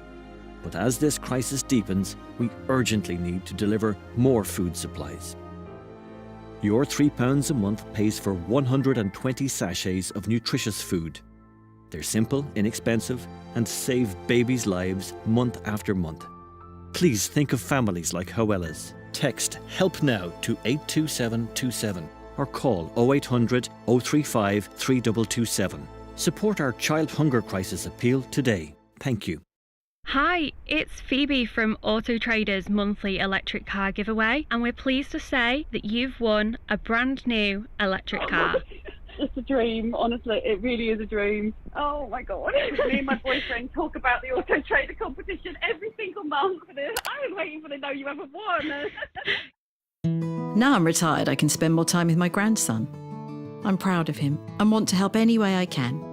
Which reminds me, Welcome to British Seniors, the UK's #1 rated provider of over 50s life insurance. Hi, I'd like a quick quote. No problem. We're proud to offer our seniors lifetime guarantee. With 100% of claims having been paid, we guarantee your premiums will never go up and that you'll speak to one of our specialists in the UK. Well, that's good to know. UK residents aged 50 to 80 are guaranteed to be accepted. Depending on your age, your loved ones can get a cash payout up to £10,000. And that money can help with my funeral costs or even be used as a gift. I'll do it. Plus, when you sign up, you'll receive a £135 gift card and free 24/7 GP advice and health services. Thanks, Mum, for everything. Be proud to protect your loved ones with British Seniors. To get a free quote today, call our UK team on 0800 158 552 or visit britishseniors.co.uk. Sometimes it's not time for some tombola. It's enjoying lasagna time. Or time to visit your nan time. Put the phone down.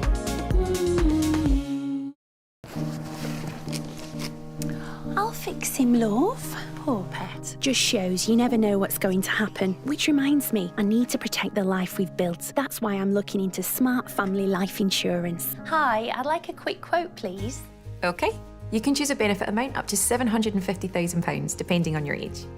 If you're a UK resident aged 18 to 64, you can apply with just a few health and lifestyle questions. For £250,000 of cover, the price starts at just £14.77 a month. That's less than I thought. And it could help my husband with the mortgage. Just like families, not all life insurance is the same. That's why we offer the Smart Family Guarantee. That's good to know. You'll also receive a 100% advance in the event of terminal illness and 10% cash back on your first year's premiums. That's the Smart Cashback. Plus, you'll also get your choice of a £125 gift card. Protect the life you've built the smart way. To get a free quote today, call our specialist UK team on 0800 977 5753 or visit smartinsurance.co.uk.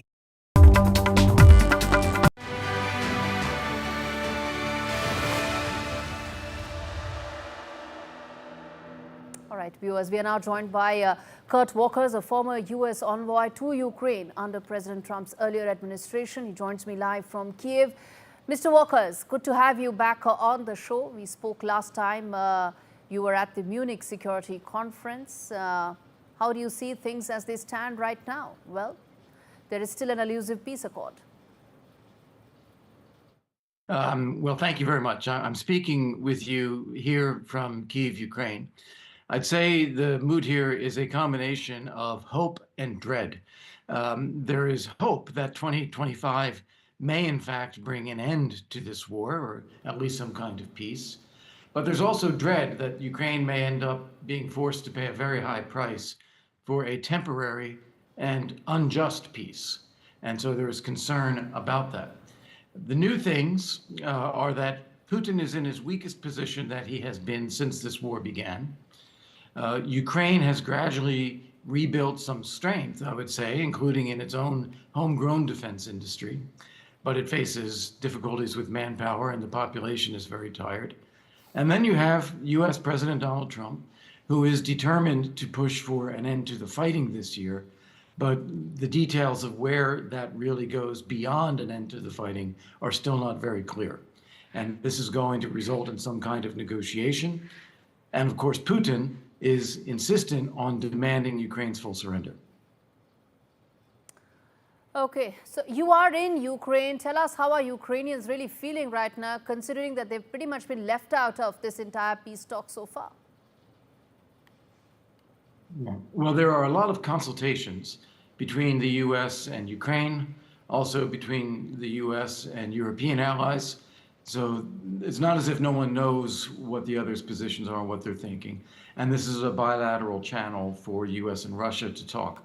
The issue is not so much the fact that Ukraine is not physically at that table. It is that they don't actually trust or know what Donald Trump is going to do. And so they're concerned, as you say, that things might be discussed or agreed there that they would not be able to agree to. And then it would look as though they are the ones opposing a settlement rather than it being Russia that has unreasonable demands, which is actually the case. Okay.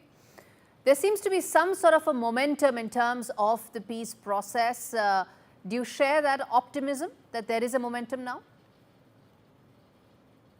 Yes, I do. I think that's right. I think that President Trump has created that momentum. He's pushed for negotiations. He's engaged with Putin directly. He has made it clear that it is a top priority of his. And where I think this is likely to go is that there will be a ceasefire in 2025. There will not be a proper agreement with Russia because Russia will have unreasonable demands. And there will be an effort by Europe to help Ukraine deter Russia violating that ceasefire and launching new attacks, that there would be some kind of deterrent force, some kind of security assurances, and ideally some kind of U.S. backup to that deterrence force, because Russia is not willing to make reasonable arrangements. That is what I think is likely to happen. And then we'll enter a period of time where we have a dispute, but perhaps one that is not being dealt with by military offensives. Okay. So then what really happens? Because, you know, US is very clear that they are not going to get, they're not going to give any of these security guarantees to Ukraine. Yeah, I think what is possible is you would have European NATO members having boots on the ground, so to speak, in Ukraine. They would be there in a training and equipping mission and assisting Ukrainians, especially with air defense. NATO countries, Poland and Romania, could potentially extend some air defense coverage over Western Ukraine from their own territory. You could have some NATO units in Ukraine that have air defense capability. And then the US would provide enablers, intelligence, reconnaissance. It would be able to provide air power in extremis, so that if there were a need, the US could be considered an over-the-horizon presence. I think those things are possible, but they are not yet quite on the table.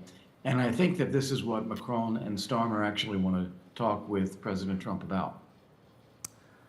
All right, Mr. Walker, we leave it there. Thanks much for speaking to me. And as we wrap this special show, on your screens, viewers, are some of those discussions that you see where European leaders are trying to have some sort of a solution, hopefully. And on the other side of the screen are those remnants of how war has ravaged Ukraine and Russia in the last 3 years. Hopefully, these leaders will find a solution to end the misery.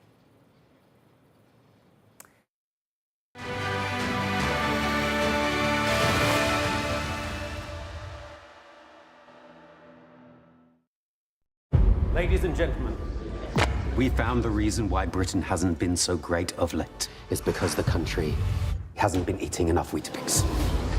It makes sense. I've been eating croissants. Me too. We should deliver Weetabix to where it's needed most, to whoever's in charge of fixing potholes. VAR.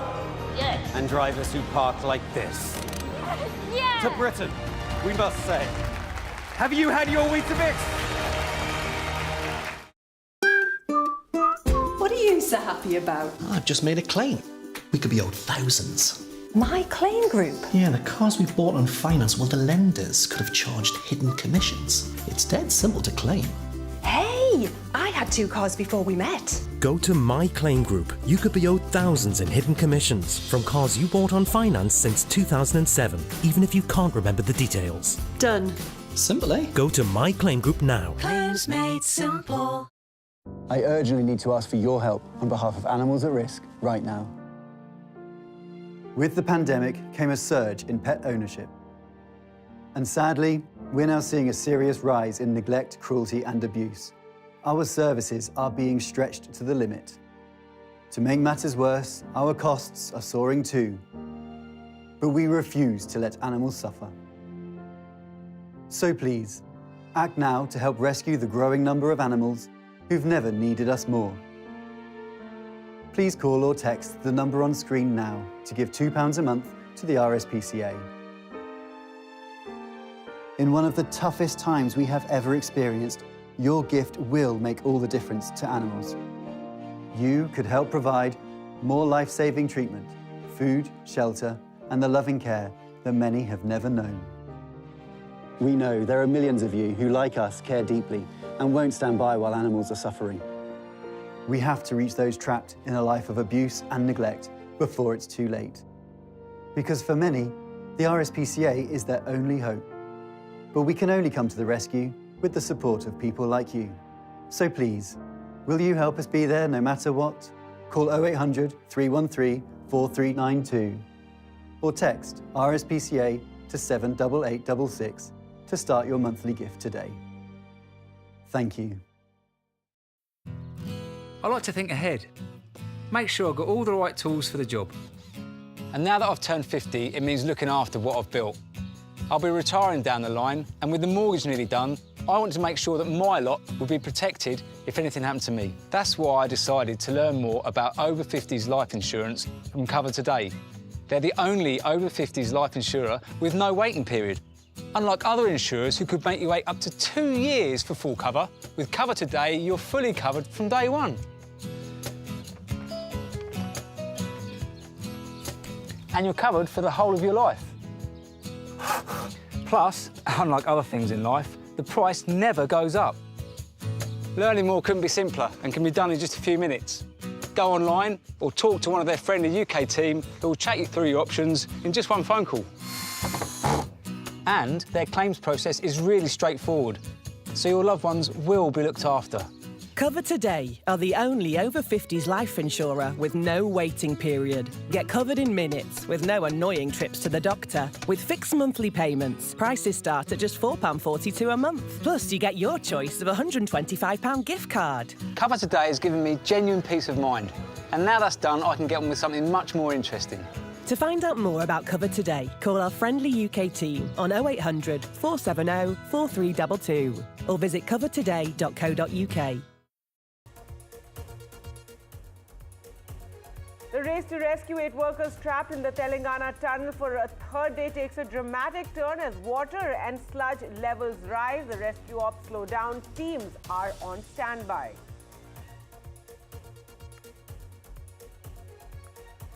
India and UK resumed trade talks after an over a year pause. Union Minister Piyush Goyal says the free trade agreement is a win-win for both countries, while the UK Trade Minister says looking for strong trade partnership with India. India stock markets plunged over 1% in trade today. Tariff uncertainties as well as the US economic slowdown are driving down the markets.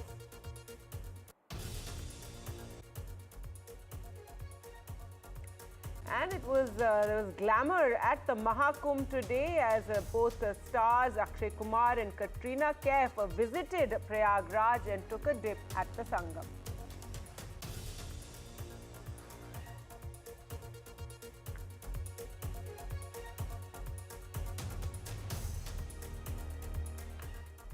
All right, so let's get started. And as we said, it was quite a whirlwind of a day for the Prime Minister. He was first in Madhya Pradesh and then in Bihar, where he sounded the poll bugle. And now he is in Assam, where also his focus is on the election, the states due for elections of Assam and Bengal. So it's the Prime Minister's first visit, in fact, to Assam after taking charge for a third time, and there was a massive performance, as you can see there, a huge dance performance for the Prime Minister for the tea and celebration of the tea estates there and the tea industry in Assam. There you can see those visuals coming in. Well, let's go across to Ratnadeep now for more. And Ratnadeep, it's quite the performance there, the Jumoir Assam tea tribe's tradition, this traditional dance. But yes, tell us more about what the Prime Minister said in his address.